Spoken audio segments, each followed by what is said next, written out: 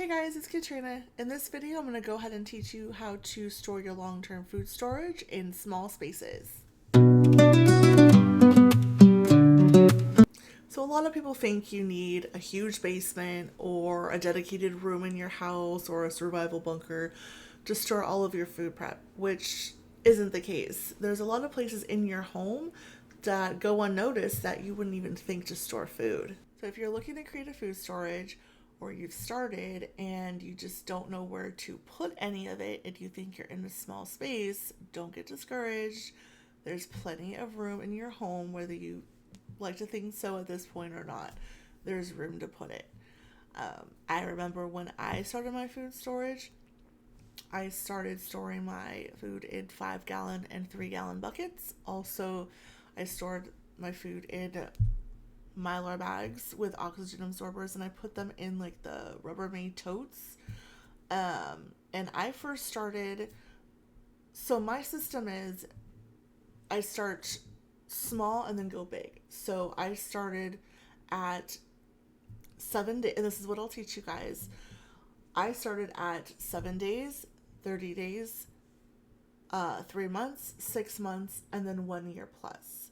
So when I started getting to that, I would say 6 month point up to a year, I started storing my food storage in 3 to 5 gallon buckets. Like I said, Mylar bags, and I put them in Rubbermaid totes. And at that point, I didn't really know where to put any of it. I was like, what do? I lived in an apartment, and I didn't necessarily want the food out in spots where people could see it, because I didn't really want, if someone were to come to your house, I didn't want anyone seeing like buckets and totes with food. That's not really cute. So I was like, can I put this stuff? And also, when you're storing your food, you also want to take in mind the temperature. You don't want to store your food in places where the temperature will fluctuate a lot. You want it right around 65 to 75 degrees, which your home is perfect. I mean, I keep my home regulated at about 70 to 75 degrees. So you could keep your food in a garage if you have a garage. You just want to make sure your garage temperature is regulated. I probably wouldn't keep long-term food storage in the garage if you live somewhere like in the desert and it's always super, super hot. But places where you can keep your food in a small space, you might need to get creative. And I've seen other people get creative too. But you can definitely keep some of the totes, like the Rubbermaid totes. Put your food in there and you can set it under your bed. And you can keep I don't know if you'll like this, but I have one, but a bed skirt. You could put a bed skirt around your bed, so if someone were to come into your bedroom, they don't see the totes under your bed.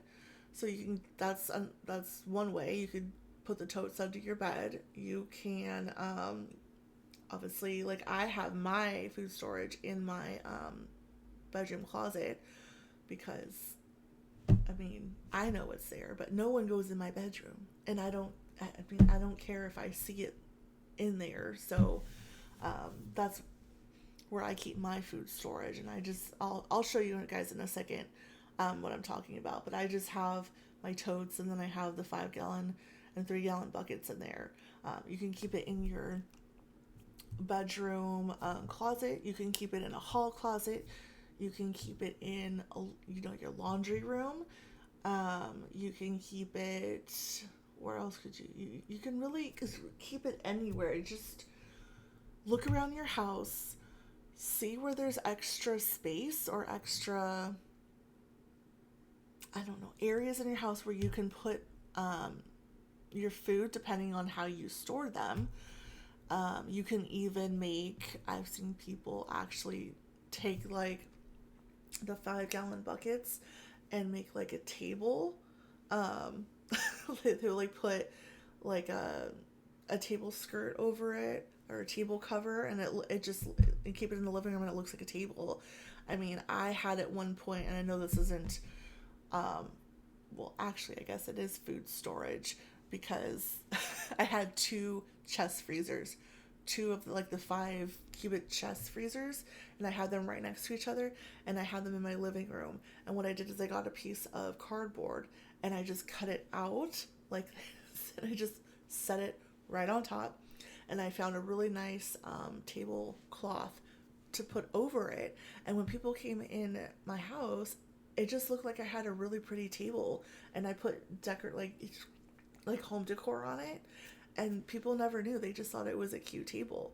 But if you flip, I would flip it up like the tablecloth up, and just lift up the chest freezers whenever I was looking or making dinner, looking for extra meat or something like that. Like I stored my extra meat, and then I would store, other stuff in the other one, just like freezer meals or this or that. But um, just get creative with what you have. Okay, so I mentioned I'm going to show you how where I keep my food storage. So I'm going to flip you guys around. I'm going to show you. Okay, don't judge me. I know my closet's a mess. It's my closet. I don't care. So here's a Rubbermaid tote, and here's another one that I've kept long-term food storage in. You can see they're in the Mylar bags. Also, I have 2 3-gallon totes here, and then my 5-gallon ones here. I actually got these at a bakery. They literally, you don't have to buy these. Just call your local bakery. Like I got these from Kroger. Call your local bakery and just like, hey, do you guys have any extra like 5-gallon buckets or 3-gallon buckets you guys don't want? And these were actually, they go through these a lot. They're the icing for like I said, I got these at Kroger. So they use these for icing for like their donuts. They go through these a lot, they said. So I got those for free. I paid for those ones, and I got those gamma lids, which are freaking awesome. But yeah, I just store my stuff in here, and then I shut the door. So like I said, I don't really have anyone coming in my bedroom. I don't really like having people in my bedroom, or really like having a lot of people in my home. But if for some reason someone were in my room, just close the door. No one knows it's there. And it's in a dark spot. My bedroom, the temperature is always regulated. Like usually, it's actually a lot cooler in my closet than the rest of the room, like the rest of the house, in my bedroom. So that is actually a perfect spot for my stuff. But yeah, just wanted to show you where I kept my stuff. There's a lot more back there, but I don't really want to show you my messy my messy closet.